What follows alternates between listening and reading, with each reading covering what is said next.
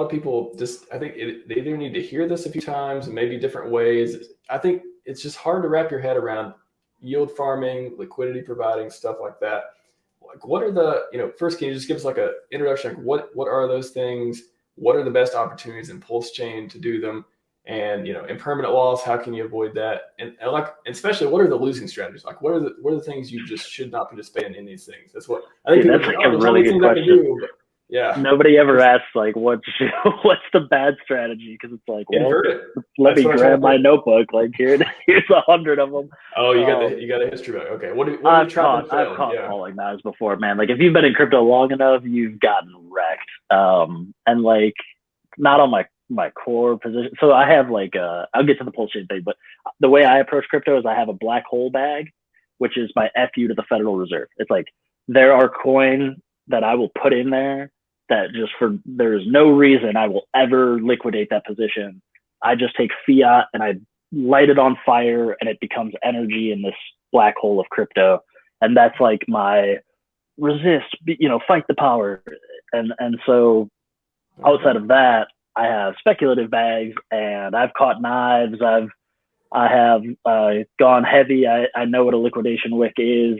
I've also been successful in leverage trading and things like that. So I know why most people should never engage in it. I also know why, if I was a 18-year-old kid and I had a full-time job and, I could afford to make a mistake and it wouldn't be the end of my life. There's a difference between making a mistake when you're 18 versus 70.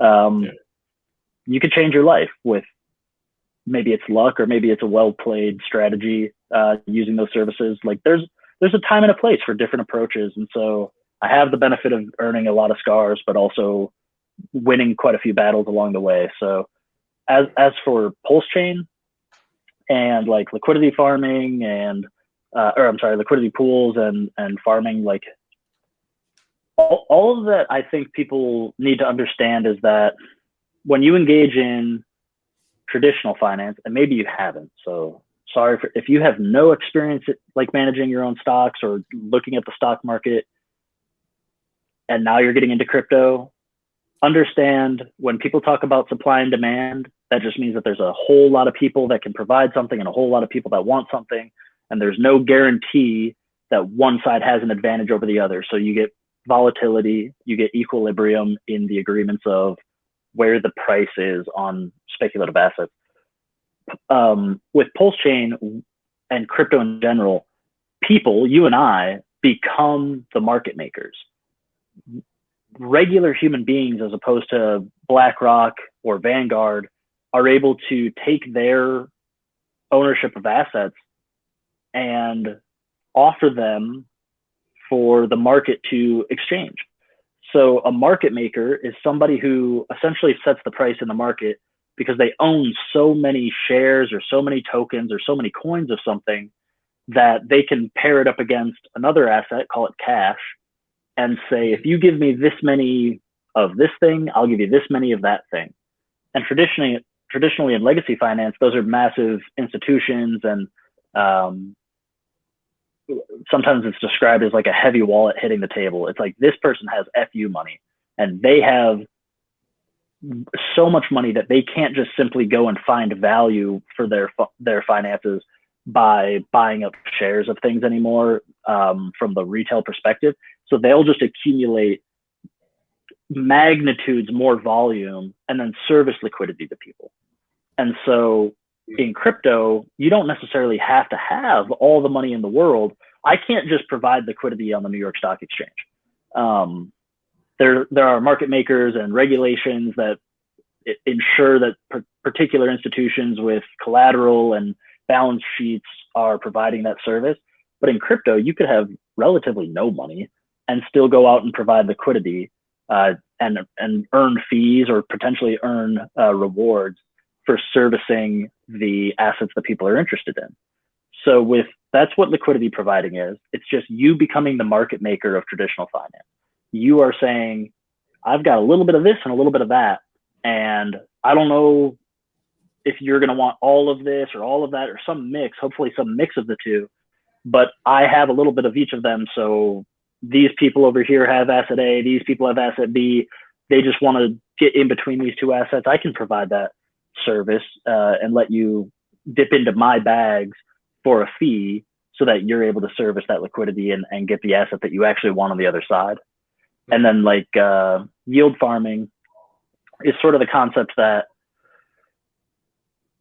if we understand that the more assets on the table makes more efficient liquidity to service order depth, so less slippage, more volume available for buyers to access and for sellers to access, then yield farming is sort of the concept that if we can get these funds not necessarily locked up, but offered to the market in such a way that when orders are routed, the fees that are scraped are earned in different assets, because a lot of people don't know, but when you do a decentralized exchange swap, we call them DEX swaps, or you might think of it as like a market buy when you go from USDC into HEX.